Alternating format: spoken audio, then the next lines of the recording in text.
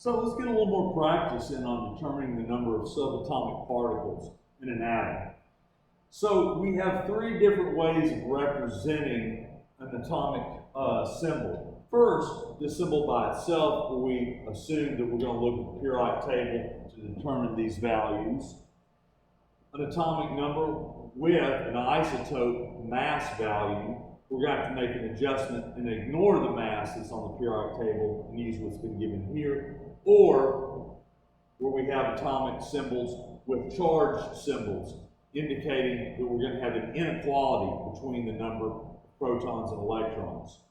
Pause the video and complete this table, and then let's see how you did.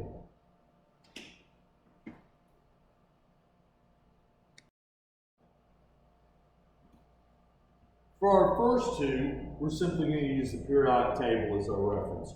Krypton, which is the last element on fourth energy level, fourth row, is element number 36. We see no other symbols, so we assume we have an equal number of protons and electrons.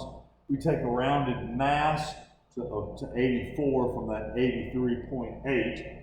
We subtract the number of protons, and we get the number of neutrons, 48. Similarly, we look at 10. There's no other symbols. We're just going to use the periodic table. 10 is element 50 here on the fifth row. So because it's element 50, we assume it's a neutral atom. We have 50 protons and 50 electrons. They cancel out, so we have no charge on this atom. The mass we've rounded to 119 units. We subtract 50 from which is the protons. The protons plus the neutrons equal almost all the mass of an atom in the nucleus, 119. Uranium-234. This is one of the 14 isotopes of the radioactive element uranium. The most common one found in nature is U-238. This obviously has 4 less neutrons than U-238 because its mass is 234. We have 92 protons and electrons. It is element 92. We take the penciled in 234 mass, we subtract the protons, we get 142 neutrons. Finally, we come to 2 ions.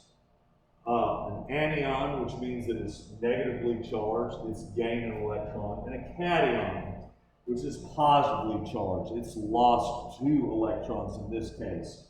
Most of the time, we're going to be dealing with anions that are nonmetals. Most nonmetals take a negative charge when they ionize, and then we have metals like lead mostly take a positive charge.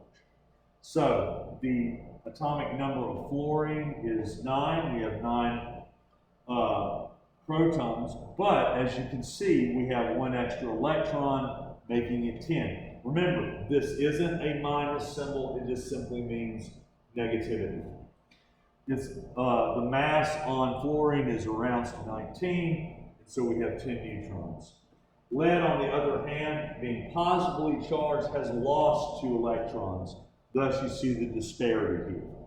We have a rounded mass of 207, and we can find 125 neutrons from that.